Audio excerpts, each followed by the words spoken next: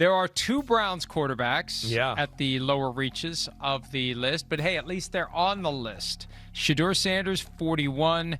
Deshaun Watson, 39. Shedeur Sanders, number 41. There's just too much unknown right now, right? There's things I like, but there's things you go, wow, it's crazy raw when you turn back on the film. And you got to go, yeah, he's got to work on that. There's some positive moments. The quarterback conversation in the NFL just took another sharp turn, and this time, it's not coming from a head coach, a beat reporter, or even a training camp observation. It's coming from Chris Sims, who decided to stretch his quarterback rankings out to 43 players, calling it the relevant quarterback pool in the league right now. And the moment that list dropped, it instantly created tension. Because once you start ranking quarterbacks that deep, you're not just evaluating talent anymore, you're shaping perception. And in that conversation, two names jumped straight into the spotlight: Shedeur Sanders and Deshaun Watson.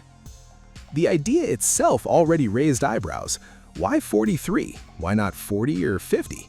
Sims explained it simply, saying he felt there were 43 relevant quarterbacks in the NFL right now, including backups and developmental players who could realistically see action. But even in that explanation, there's a bigger message underneath it. This isn't just about starters anymore. It's about projection, potential, and what teams might become if things change quickly. And that's exactly where the Cleveland Browns quarterback situation gets interesting, because both Watson and Sanders land inside this expanded ranking, but not where most fans would expect them to be. I really, as I went through it and, write down all the quarterbacks, I kind of came to that there's really 43 relevant quarterbacks in the league right now, really, right? There's some guys there that aren't going to make the list that just missed off that I'm still saying, hey, are pretty good backup quarterbacks. But, yeah, so that's kind of where I went through it. Here's the part nobody is talking about. Rankings like this don't just reflect performance, they influence narrative momentum. When Chris Sims places Deshaun Watson at 39 and Shedeur Sanders at 41, it's not just a list placement, it's a signal. It suggests that both quarterbacks are viewed through uncertainty, not dominance. And in a league where perception moves faster than production during the offseason, that matters. Especially when OTAs are just beginning and no full contact football has even started yet. The timing of this list drops right into the middle of a Browns quarterback room that is already under a microscope. I think the positives to me for Shedeur Sanders is I do think he is an NFL starting quarterback arm. It's not a wow arm, but it's plenty good to make all the big throws and do that. And we saw highlight-type throws. I think that's maybe the thing that surprised me is some of the physical backyard plays he made last year in the NFL. Sims built the bottom of his rankings by starting with Carson Beck at 43, a developmental quarterback still behind Gardner Minshew in Arizona. He described Beck as a player with NFL traits, someone who could eventually become a starter depending on how situations unfold, but not someone ready to lead right away. Then he moved into Ty Simpson at 42, tied to the Rams system, calling him athletic with a strong arm, but still inconsistent mechanically and not physically developed for immediate NFL pressure. These names matter because they set the tone. This isn't a list of stars, it's a list of projection-based evaluation. And once you understand that, the placements of Watson and Sanders start to make more sense, but also become more controversial. Because sitting at 41 is Shedeur Sanders, a rookie quarterback stepping into one of the most chaotic QB environments in the league. Sims acknowledged Sanders' strengths, saying he has shown the ability to be a starting quarterback in the NFL. That alone is significant, especially for a rookie. But then came the qualifiers. The rawness, the tendency to hold the ball too long, the occasional forcing of throws that aren't there, the unnecessary sacks that come from trying to extend plays instead of trusting structure. These are not unfamiliar critiques for young quarterbacks, but they become amplified when placed inside a ranking system that includes veterans and backups across the league. With Deshaun Watson at 30, what is Deshaun Watson? I don't know. He hasn't played football in forever. He played a few games before he got hurt and hurt his Achilles, where he had one game where we were kind of like, ooh, wait, that might look like Deshaun Watson. So I don't know what to expect from him. He's like we've talked about. He's lost his mojo. He's lost his charismatic way. Right? How could he not? Every room he walks into, people go, oh, there's the guy that was with all the masseuses, right? And then comes Deshaun Watson at 39, ranked just slightly above Sanders, but still outside the top tier of NFL starters in Sims' projection model. Sims didn't hold back on his reasoning. Watson, in his view, is difficult to evaluate because he hasn't played consistent football in years. There was a brief moment where flashes of old Watson appeared, but injuries and time away from the field have clouded what he truly is at this stage of his career.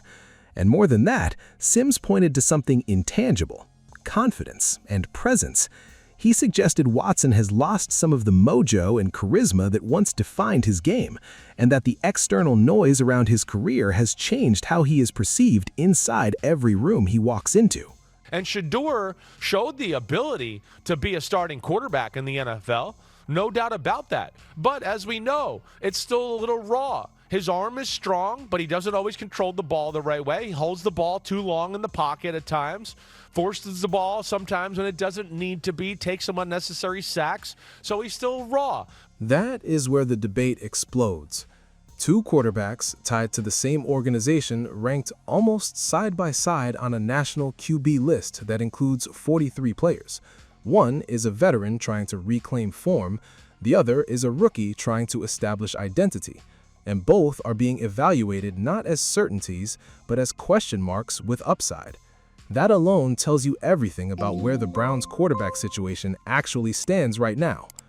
What makes Sims' list so interesting is that he admitted he was not ranking quarterbacks strictly on today. He was projecting forward to where he believes they could be around Week 5 or Week 6 of the season. That changes everything, because it means Sanders is not being judged purely as a rookie right now, and Watson is not being judged purely on legacy or contract status. They are both being projected into a future performance window that does not exist yet. And that makes the entire conversation feel more honest than most of what has been said about this situation all off-season. Here's the part nobody is talking about. Fans and analysts start treating projection as confirmation. A ranking like Sims does not reflect the Browns' internal depth chart.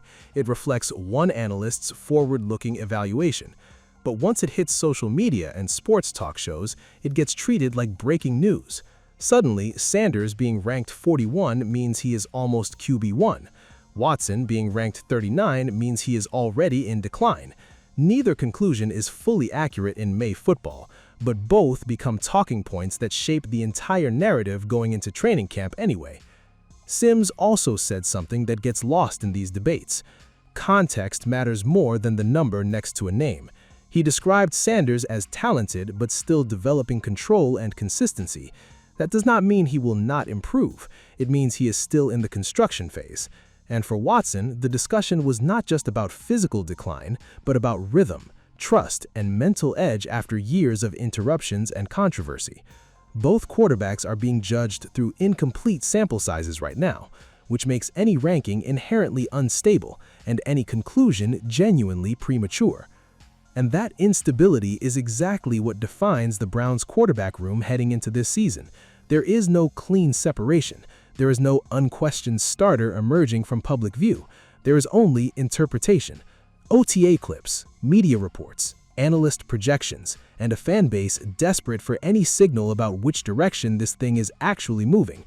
What Sims did with this list was not just rank players. He reignited one of the most unpredictable quarterback conversations in the entire league. And right in the middle of it sit Shedeur Sanders and Deshaun Watson, two quarterbacks tied to the same franchise but viewed through completely different lenses of expectation, pressure, and projection.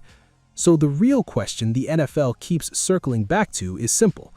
Are these rankings predicting reality, or are they shaping it before reality even has a chance to reveal itself? Because in Cleveland right now, that answer matters more than anybody wants to admit.